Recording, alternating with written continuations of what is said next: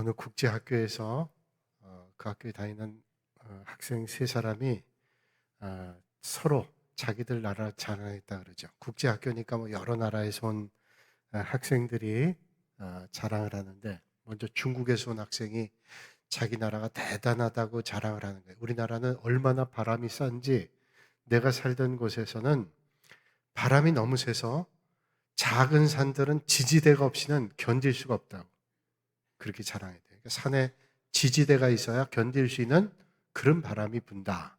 얘기했어요. 그 얘기 듣고 있던 러시아의 한 학생이 말하기를, 내가 살던 시베리아는 얼마나 추운지 말을 하면 그 말이 너무 추워가지고 얼어서 그 다음 해 봄이 돼야 말소리가 들린다. 그런 얘기를 하는 거예요. 얼마나 추우면 자랑하는 거죠. 가만 듣고 있던 미국에서 온 학생이 얘기하더래요. 내가 살고 있던 텍사스는 얼마나 건조한지 소 젖을 짜면 분유가 돼서 나온다. 그리고 거짓말 하더래요. 근데 뭐 이제 나중에 서로 얘기를 하면서 내기를 했는데, 네가 옳다 내가 옳다 내가 더 강하다 그렇게 얘기하니까 안 되는 거예요. 그래서 선생님께 가서 한번 여쭤보자. 그랬더니 선생님이 그 얘기를 듣더니 얘기하는 거예요. 야 이놈들아, 그렇게 거짓말하면 어떡하냐. 나는 여태까지 살 동안 거짓말 안 해봤다. 그랬더니 아이들이 이구동성으로 선생님 여기 있습니다. 그리고 내기하기로 한 걸 다 줬다는 거죠. 여러분, 우리가 거짓말 같은 그런 일들을 들으면서 우리가 듣는 건 뭐예요? 참 우습다 하는 그런 생각이 들죠. 미국의 어떤 목사님이, 미국 사람이에요. 미국 목사님이 한국에 초청을 와서 설교를 하는데, 설교하고 끝난 다음에 그 교회 담임 목사님께 그런 얘기 하더래요. 우리 한국교회 교인들이 얼굴이 어두운지 참 무슨 일이 있으셨는지 되게 제가 당황스러웠다고 얘기하니까 그 교회 담임하는 목사님께서 당황스럽잖아요. 그래서 대답을 하기를, 예, 우리 교인들이 주님의 고난과 십자가를 묵상하다 보니까 그렇게 얼굴이 어둡게 느껴졌나 보다 그랬더니 그 미국의 목사님 말씀하시기를, 여기 교인들은 아직 부활을 경험 못 하셨나요? 그렇게 얘기를 했대요. 미국의 어떤 심리학자들은 얘기하기를, 미국의 어린아이들은 하루에 보통, 뭐 우리나라도 비슷하겠죠? 400번을 웃는다. 400번. 근데 보통 어른들은 하루에 15번을 웃는다 그럽니다. 그러니까 어린이들은 400번 웃어요. 이상을. 근데 어른들은 15번. 그러면서 그분들이 얘기하기를, 만약에 어린아이들이 어른처럼 하루에 15번 정도만 웃는다면 성장하지 않을 거라. 잘 성장하지도 않고 잘 건강하게 자랄 수 없대요. 아이는 많이 웃고 떠들면서 그래야 건강하게 성장할 수 있다는. 여러분, 아이들이 한번 뛰면 얼마나 많이 뛰어요. 어른이 만약에 그렇게 뛴다 그러면 아마 지쳐서 한나절도 못 견딜 거예요. 아파트에 사는 아이들 뛰어다니면, 야, 어떻게 저렇게 뛸까? 하루 종일 지치지도 않는다. 그런 생각이 들 때가 있잖아요. 그렇게 뜁니다. 근데 어린이가 그러면 질병에 걸리기도 하고, 그렇게 뛰지 않고 그러면, 또 그렇게 웃지 않으면 잘 성장이 안 된다는 거예요. 웃음을 연구한 미국의 스탠퍼드 대학의 제임스 프라이 박사는 말하기를, 웃음은 조깅이나 에어로빅과 똑같다고 얘기해요. 그래서 20초 동안 크게 웃으면 5분 동안 에어로빅 한 것과 똑같다는 거예요. 20초 웃으면. 여러분, 에어로빅이나 조깅은 격렬한 운동 가운데 하나잖아요. 근데 그렇게 운동하는 것과 20초 웃는 게 똑같다라는 겁니다. 그러면 그렇게 하면, 잘 웃으면 면역력이 증강이 되고 혈액순환도 잘 된대요. 오늘도 이 아침에 하나님 주시는 은혜로 여러분 삶의 자리에 기쁨과 감사가 넘치는 그런 삶이 되시기를 주님의 이름으로 축복합니다. 세상에 있는 동물 가운데 웃을 줄 아는 존재는 사람밖에 없대요. 제가 그걸 보고 가만히 생각했어요. 정말 동물들이 웃질 않나? 근데 제가 알고 있는 동물들은 웃지 않는 것 같아요. 저희 집 강아지 2마리 키우는데 그 강아지가 짖는 건 잘 짖어요. 좀 뭐가 마땅하지 않으면 짖어요. 그런데 웃는 거는 잘 모르겠어요. 표정이 밝고 어두운 거는 느낌으로 알겠는데 웃는 건 잘 모르겠어요. 웃는 동물은 없어요. 세상에 웃는 동물은 사람밖에 없대요. 그러니까 잘 웃는 사람은 좋은 사람의 구실을 하는데 화를 내고 웃을 줄 모르면 점점 동물 같아 된다는 거죠. 여러분 힘써 웃으실 수 있길 바랍니다. 우리 성도님들 보니까 많은 분들이 손주 사진을 꺼내 보시면 웃더라. 내가 생각만 해도 손주 사진, 손주 그러면 웃어요. 그래서 저도 어떤 때 그런 생각 들어요. 예배 시간 전에 한번 휴대폰에 있는 손주 사진 꺼내서 다 웃고 좀 밝은 표정으로 예배를 드리면 어떡할까. 그런 생각을 한번 해봅니다. 그래서 아이들에게 표현하듯이 아이들 만나면 반갑게 이야기하듯이 그렇게 한번 예배를 드리면 어떨까. 가정 사용하시는 송기론 목사님이라는 분 계신데 그 목사님 집에 들어가면 사모님이 그렇게 얘기를 한답니다. 오늘 참 피곤하셨죠? 피곤했지? 이렇게 얘기한대요. 근데 그 얘기를 들으니까 피곤하더래요. 그래서 목사님 얘기하기를 우리 그렇게 인사하지 말고 이제 다음번부터는 아이들이 인사하듯이 그렇게 인사하면 좋겠다고. 애기들 볼 때 인사하는 것처럼 그래서 그렇게 인사하자 그랬답니다. 저도 오늘 아침에 옆에 있는 분들하고 앞뒤 좌우에 계신 분들하고 그렇게 인사하면 어떨까 하는 생각을 해봐요. 어떻게 인사하는가 책을 보니까 얘기하기를 우르륵 까꿍 이러고 인사한대요. 그러니까 앞뒤 좌우에 계신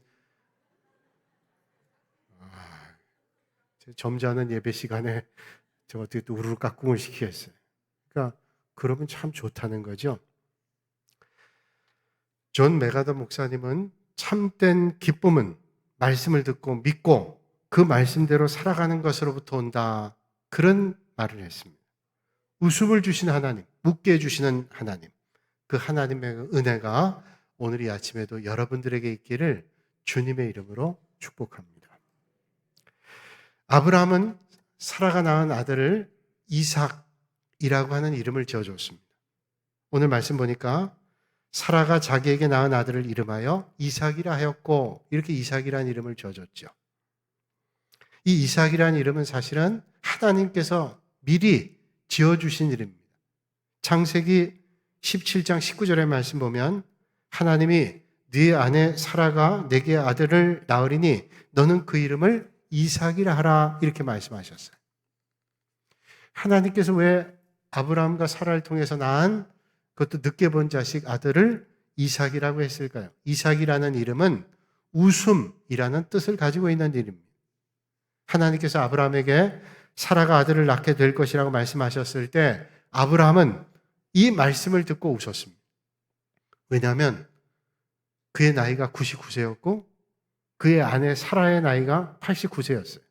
그런데 내년 이맘때에 아들을 낳을 거다. 그럼 내년 이맘때는 몇 살이에요? 99살인데 내년이면 100살이고 아내 사라는 90세입니다. 그 말을 듣고 슬그머니 웃었어요. 성경은 말씀하죠. 아브라함이 엎드려 웃으며 마음속으로 이르되 100세 된 사람이 어찌 자식을 낳을까? 사라는 90세니 어찌 출산하리오? 하나님 말씀을 듣고 엎드려서 웃었어요. 내가 나이 100살이고 내 아내는 90살인데 가능하냐 이런 말이죠. 사라도 웃었습니다. 사라가 속으로 웃고 이르되 내가 노쇠하였고 내 주인도 늙었으니 내게 무슨 즐거움이 있으리요? 불가능하다는 거죠. 그래서 그 하나님의 말씀을 듣고 이건 가능하지 않아. 그리고 웃었다는 거예요. 이 웃음에는 사실은 웃음이지만 불가능하다라는 웃음이지만 하나님의 약속의 말씀을 75세 때 아브라함이 듣고 하나님께서 저 하늘의 별처럼 많은 자식을 주겠다. 그 약속의 말씀을 믿었는데 오랜 세월 동안 그 하나님의 약속의 말씀이 이루어지질 않습니다. 그러면서 절망도 있었고 아픔도 있었고 고통도 있었고 괴로움도 있었어요. 그 긴 세월을 기다려야 했습니다. 그런데 이제 사라가 이삭을 낳았을 때는 얼마나 기뻤는지 감사와 기쁨의 웃음을 비로소 할 수 있었어요. 그래서 오늘 말씀하죠. 하나님이 나를 웃게 하시니 듣는 자가 다 나와 함께 웃으리로다. 여러분 오늘 이 아침에 하나님의 약속의 말씀을 믿으셔서 여러분 삶의 자리에 웃게 하시는 웃음을 주시는 하나님 만나시고 여러분뿐만 아니라 여러분을 만나는 모든 사람이 함께 웃는 기쁨과 감사가 넘치실 수 있기를 바랍니다. 그렇습니다. 하나님께서 그 약속의 말씀을 믿고 기다리는 자에게 큰 기쁨의 웃음, 승리의 웃음, 감사의 웃음을 웃게 해주신다는 거예요. 빅토르 위고가 레미제라블을 완성할 때는 무려 36년의 시간이 걸렸대요. 또 괴테가 파우스트를 쓸 때 나이가 60살인데 82살에 완성을 했습니다. 대단한 명작을 만드는 데에는 그만큼 긴 세월과 노력, 기다림과 애씀이 있어야 되죠. 참고 인내하는 시간이 필요합니다. 우리 믿음 생활도 마찬가지예요. 믿음이 단박에 생기냐? 절대로 그렇지 않습니다. 믿음을 가지고 나가는데 어떤 때는 시련을 만나기도 하고 어려움을 겪기도 하면서 우리의 믿음이 성장하죠. 야곱과 같이, 요셉과 같이 하나님을 약속을 믿고 기다리는 거죠. 아브라함이 아들 이삭을 낳는데 25년 세월 걸렸습니다.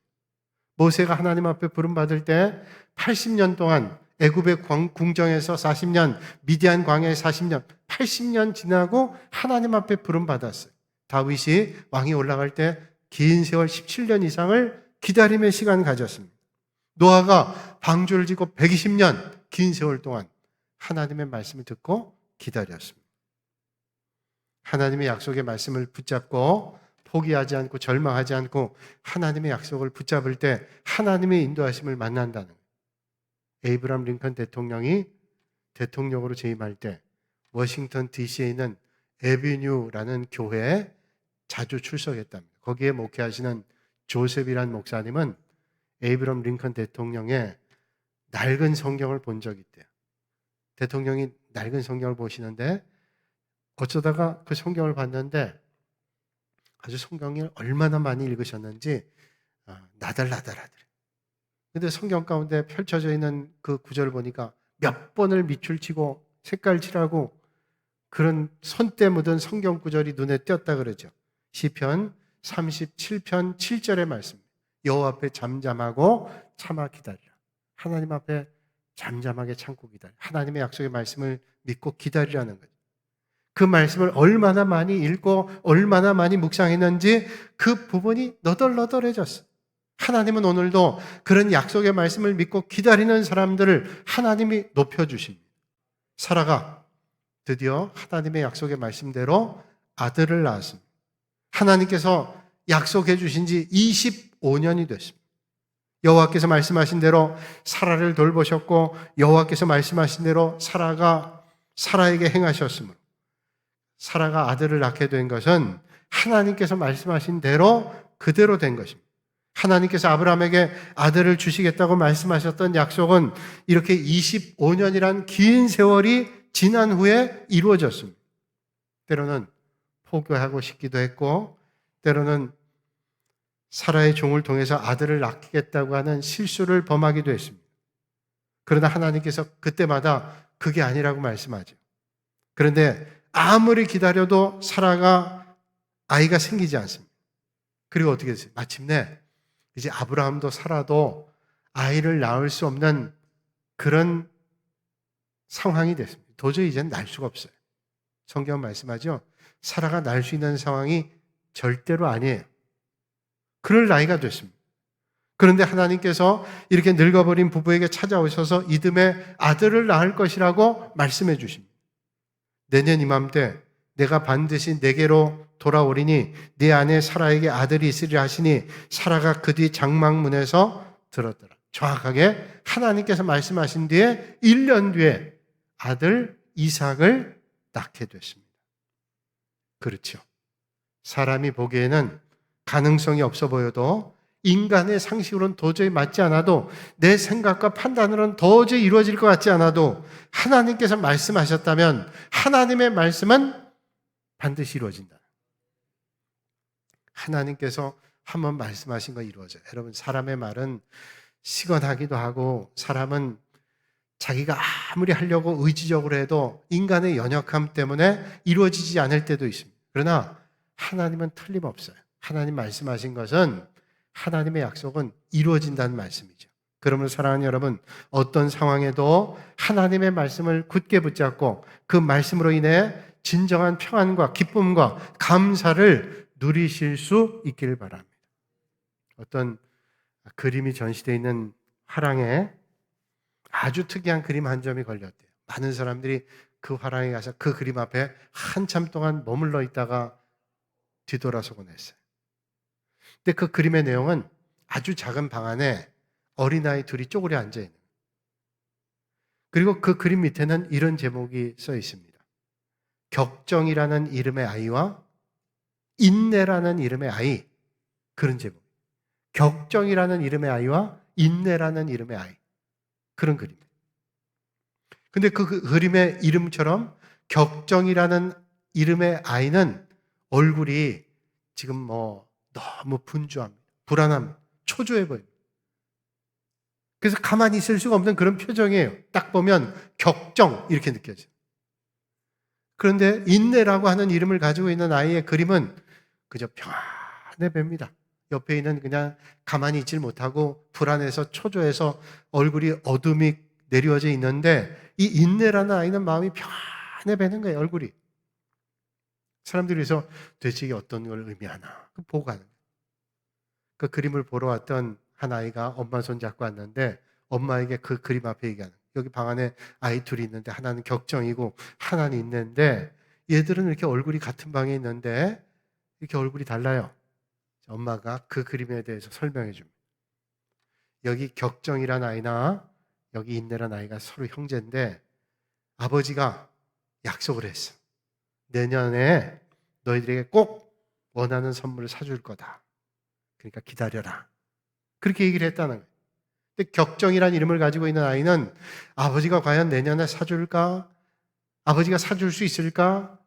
이런 생각 때문에 마음이 불안해가지고 초조해서 얼굴이 표현되어 있다는 거예요. 그런데 인내라는 아이는 아버지가 틀림없이 내년에 사줄 걸 믿죠. 그러니까 염려할 거 없어요. 내년에 아버지 사줄 거니까 참을 수 있는 거예요. 그런 그림이란. 그렇습니다.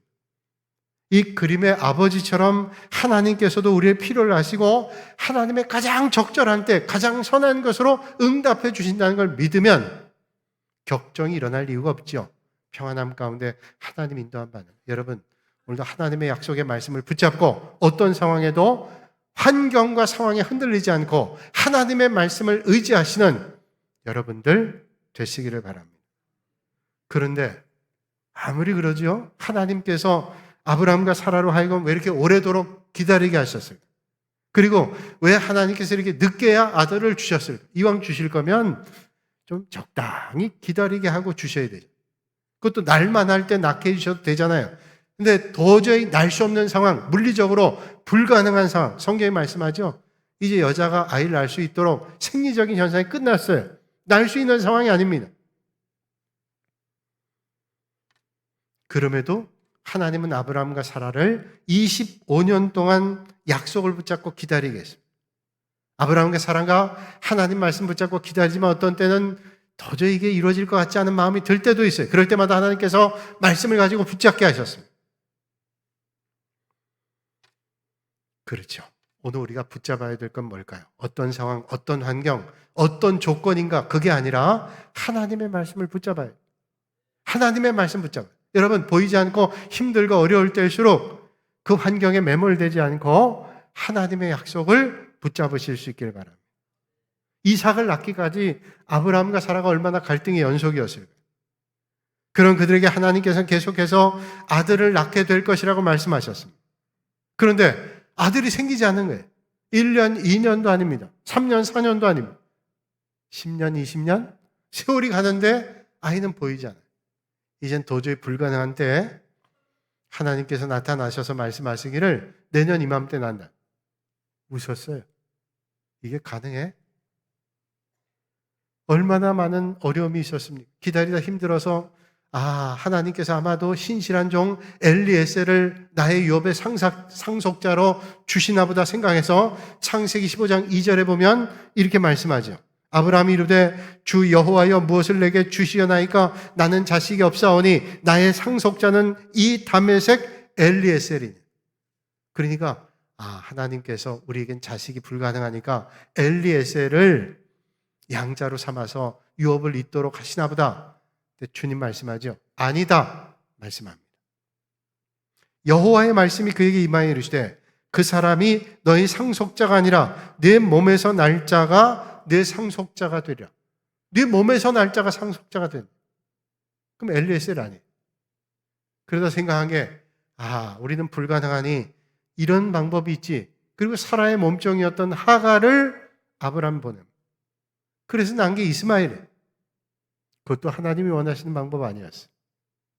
그것 때문에 지금 이스라엘 중동 지역에 얼마나 어려움이 있어요. 이스마엘 그리고 아브라함의 자식 이삭의 자손이 지금 얼마나 많은 갈등이 있습니다.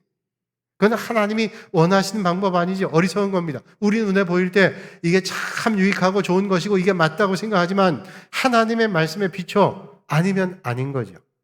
여러분 힘들고 어려워도 하나님이 약속하신 말씀을 꼭 붙잡으실 수 있기를 주님의 이름으로 축복합니다.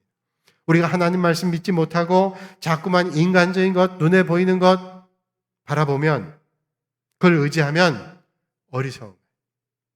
하나님의 말씀 아닌 거 붙잡고 눈에 보이는 거, 힘 있는 거, 능력 있는 거 그걸 붙잡으면 더 큰 어려움만. 아주 오래전에요. 일간지의 단편소설로 당선됐던 작품 가운데 하나가 있습니다. 그는 옛날에 한참 강남이 개발할 때 있었던 내용을 글로 적은 거예요. 소위 말하면 지금 강남이죠. 강남. 옛날에 강남은 무슨 뻘바닥이었는데 그 강남에서 배추 농사를 짓던 농부가 있습니다. 아주 성실하게 농사 짓던 그런 사람이었어요. 근데 어느 날 강남 개발이 발표가 되고 강남의 땅을 많이 가지고 있던 배치밭 가지고 있던 이 사람은 땅값이 오르니까 그야말로 하루아침에 벼락부자가 됐습니다. 주체할 수 없는 돈이 생긴 겁니다. 그러다 보니까 좋지 않은데 사용하게 돼요. 주체하지 못하고 술집 드나들고 흥청망청하고 그러다 보니까 가정 돌보지도 못하고 아내와 이혼하고 술집 여자를 만나서 그 술집 여자들과 함께 살고 그 자식들이 어떻게 되겠어요? 자식들도 지 멋대로 사는 거예요. 가족의 행복이 다 깨졌어요. 옛날엔 땀 흘리고 힘겨웠지만 행복이 있었는데 하나도 행복해지지 않았어요. 사치스러운 생활하고 돈은 마음대로 쓸 수 있을지 모르지만 행복이 없었어요. 가정은 점점 무너졌습니다. 물질적으로 풍족했지만 육체적으로 정신적으로 다 무너졌어요. 그렇게 삶을 살아갔어요. 이 소설의 마지막 장면입니다. 어느 날 많은 돈 가지고 있지만 그야말로 그의 심신은 만신창이가 된 농부가 지하실로 지하실도 화려해요. 지하실 내려가는데 그 지하실 한켠에 리어카가 있어요. 옛날에 배추 장사할 때 쓰던 배추 팔 때 쓰던 리어카예요. 그 리어카를 우두커니 바라봅니다. 그저 지하실의 흐릿한 조명 아래 비춰진 리어카를 바라봐요. 그리고 리어카를 붙잡고 그가 한마디 외치지요. 배추 사려.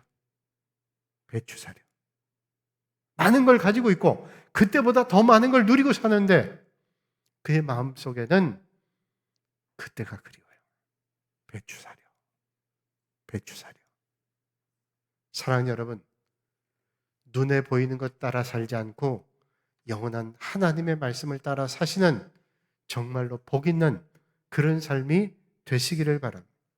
여러분이 가지고 있는 젊음 언젠간 다 사라져요. 우리가 누리는 지식, 권세, 능력, 물질 전부인 것처럼 생각했던 거 다 사라져요. 그거 의지할 거 아닙니까? 하나님의 말씀이 의지할 거죠. 오직 하나님의 말씀 붙잡으세요. 약속의 말씀이 더디게 이루어진다고 해서 초조하거나 불안해하거나 포기하거나 절망하지 말고 더 하나님의 말씀 앞으로 하나님 주시는 은혜 앞으로 나아가실 수 있길 바랍니다. 하나님께서는 여러분이 붙잡고 있는 약속의 말씀을 여러분의 삶 가운데 반드시 이루어지게 하실 것입니다. 그리고 그때 우리는 하나님께서 주시는 기쁨으로 주님을 찬송하며 내가 웃게 되고 나를 만나는 사람도 웃게 해 주실 것입니다. D.L. 무디는 세계적인 부흥사죠. 19세기가 나온 세계적인 부흥사. 근데 이 사람이 세계적인 부흥사인데 마음속에 큰 아픔이 하나 있었어요.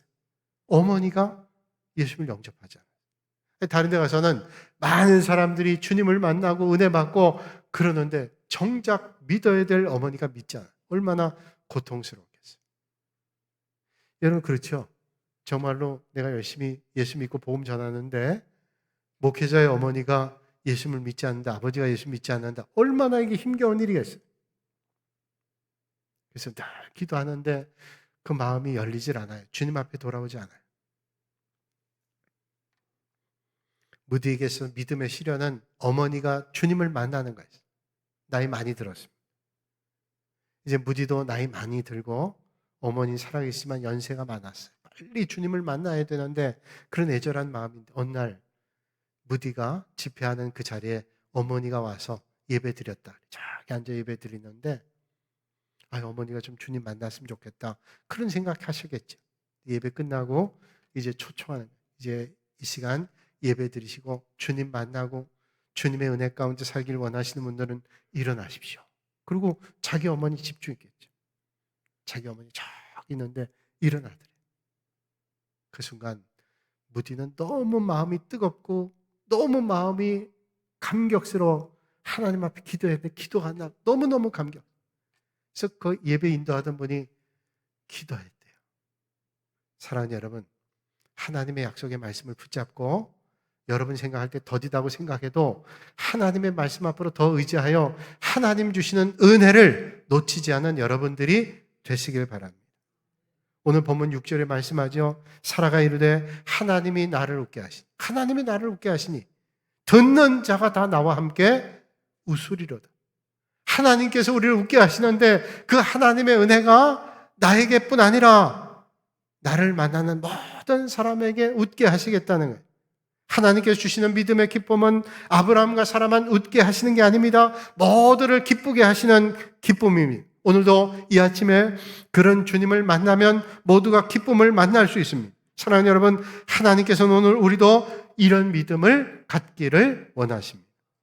눈에 보이는 것이 아무것도 없어도 하나님께서 말씀하신 것을 눈으로 보는 것처럼 믿으라고 말씀하십니다. 손에 잡히는 것 아무것도 없어도 이미 손에 잡은 것처럼 믿으라고 주님 말씀합니다. 주님 말씀하시죠. 믿음은 바라는 것들의 실상이요 보이지 않는 것들의 증거다. 지금 보이지 않아요.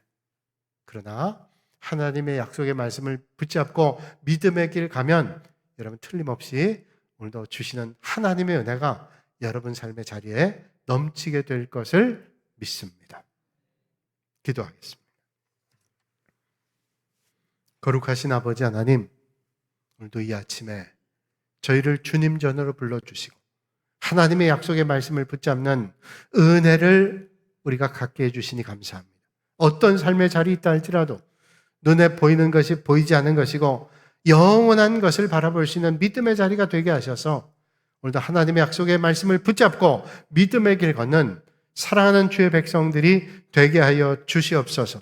오늘 이 아침에 하나님의 약속이 늦다고 절망하거나 좌절하거나 인간적 생각을 갖고 행동하지 않고 하나님의 약속의 말씀을 붙잡고 하나님의 인도하심을 끝까지 기대하며 믿음으로 반응하는 믿음의 권속들이 되게 하여 주시옵소서. 그래서 하나님 때에 응답하시는 하나님의 역사가 저희들 모두에게 넘치게 하여 주시옵소서. 예수님의 이름으로 기도하옵나이다. 아멘.